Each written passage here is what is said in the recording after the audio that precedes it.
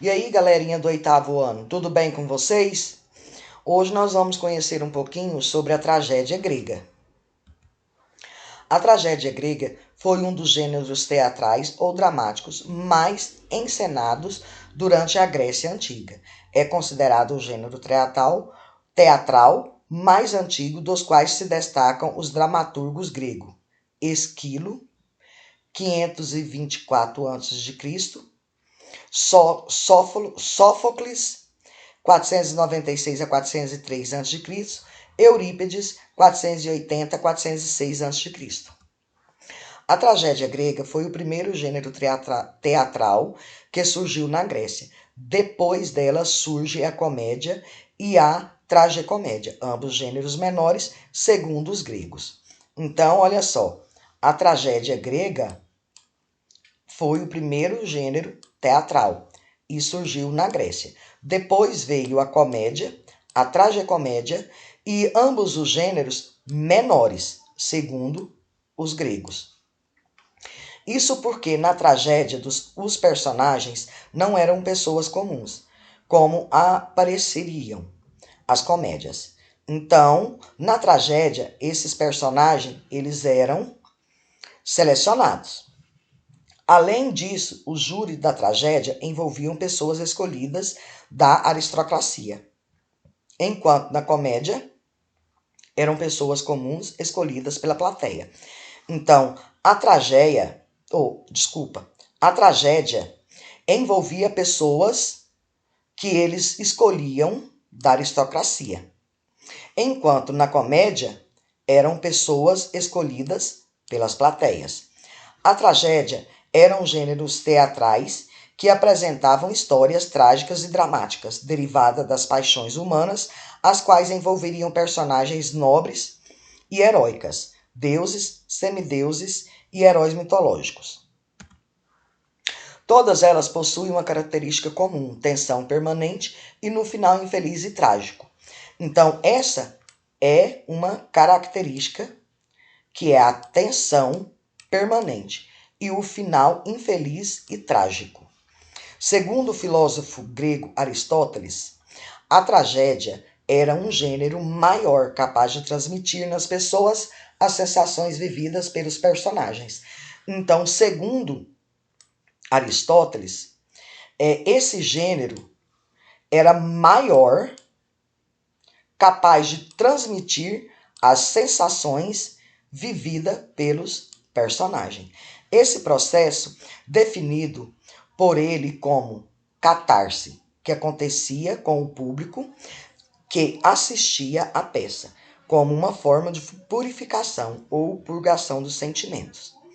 Em outras palavras, a catarse representava uma descarga de sentimentos e emoções provocadas pela tragédia. Então, segundo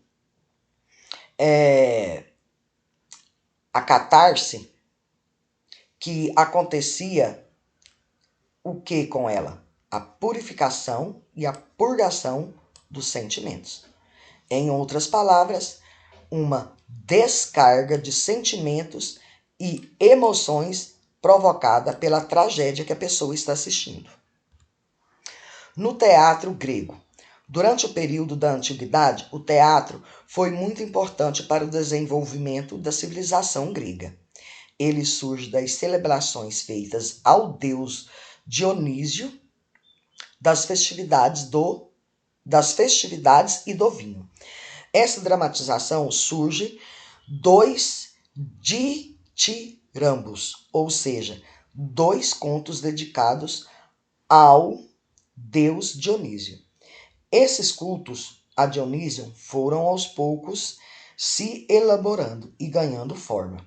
A partir daí foi nascendo uma nova arte em Atenas, por volta de 1550 a.C., o teatro grego. Então foi nessa época que se começou a desenvolver o teatro grego, que foi em Atenas. Curiosidade. Do grego, a palavra tragédia, é composta pelos vocábulos tragos,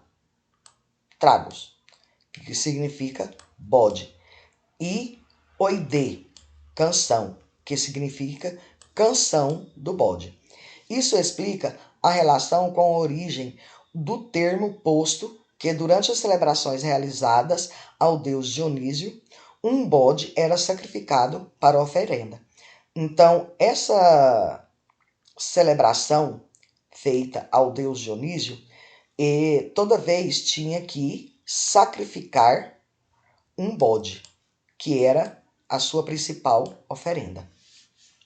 Por outro lado, a palavra tragédia pode estar relacionada com o figurino de sátiros, figura mitológica, metade humano e metade de bodes. Em alguns homens utilizavam durante as celebrações. O teatro grego surgiu a partir da evolução das artes e cerimônias gregas, como, por exemplo, a festa em homenagem ao deus Dionísio, deus do vinho e das festas. Nessa festa, os jovens dançavam e cantavam dentro do templo deste deus, oferecendo-lhe vinho. Com o tempo, esta festa começou a ganhar uma certa organização, sendo representada para diversas pessoas. As tragédias e comédia, Esquilo e Sófocles, são os dramaturgos de maior importância desta época. A ação de diversos personagens e temas do cotidiano foram representados nos teatros gregos desta época. Então, nesta época, os dramaturgos que se destacou foi Esquilo e Sófocles, que eles foram os principais personagens que foram representados no teatro grego. Escultura grega. O apogeu da escultura também ocorreu no período clássico do século V a.C. As obras ganham mais realismo. A escultura foi largamente desenvolvida no período clássico, tanto que posteriormente os romanos dedicaram-se a reproduzi-las. Naturalismo e organicidade não se trata de realismo. Não reproduz totalmente a natureza, mas parte dela procurando enobrecê-la e aperfeiçoá-la.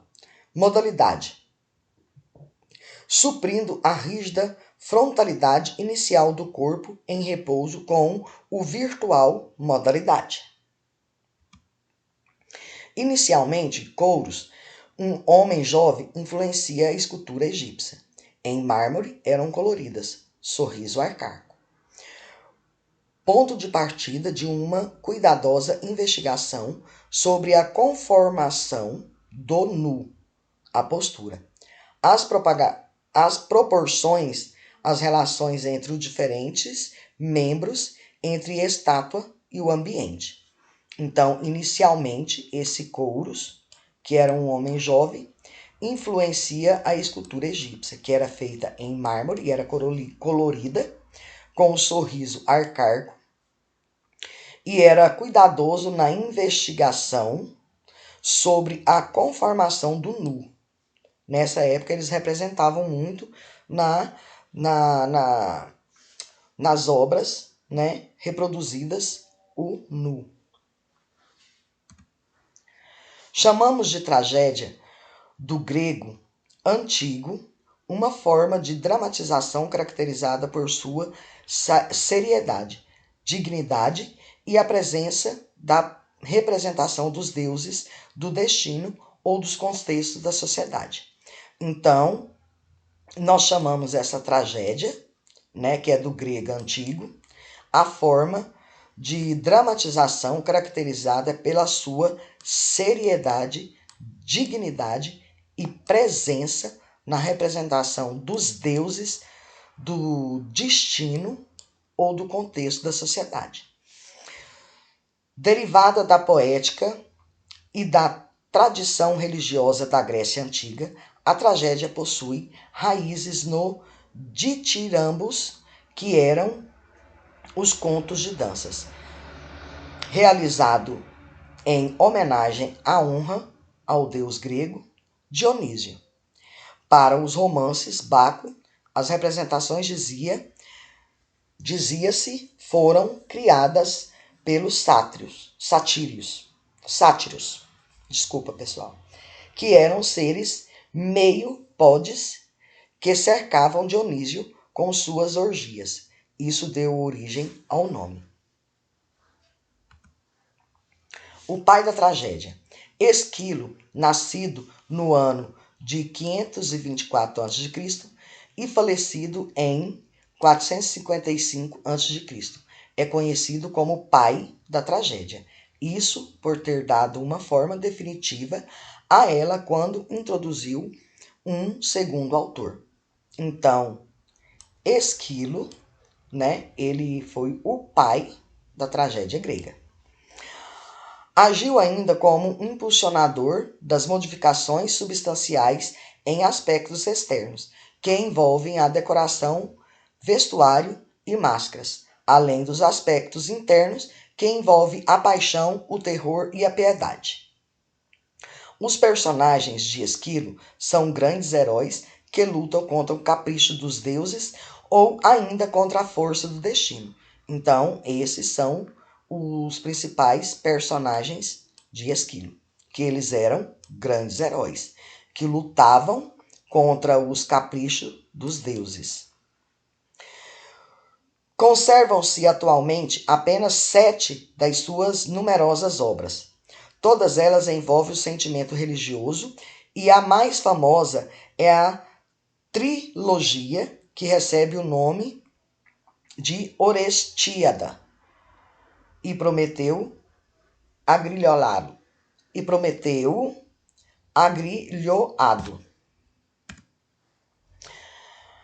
A perfeição da tragédia grega.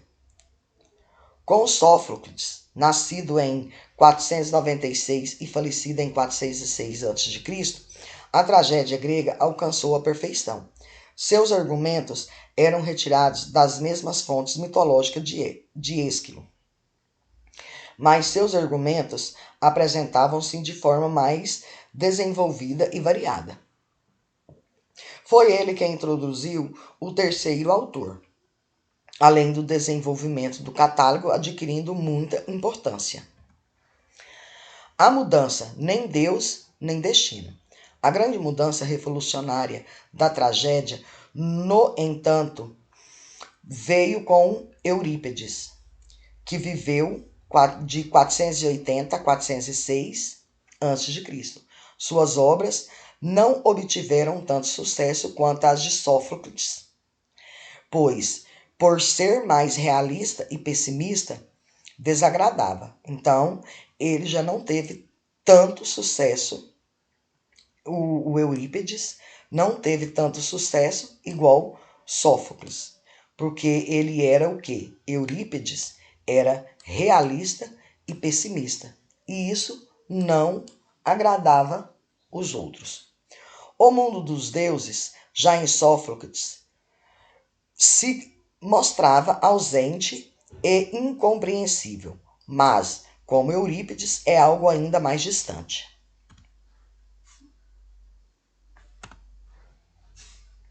Bom, pessoal, então olha só, fica aí as explicações desta aula e vai dar suporte para vocês responderem as questões 1 e 2 da apostila. Fiquem com Deus, até a próxima.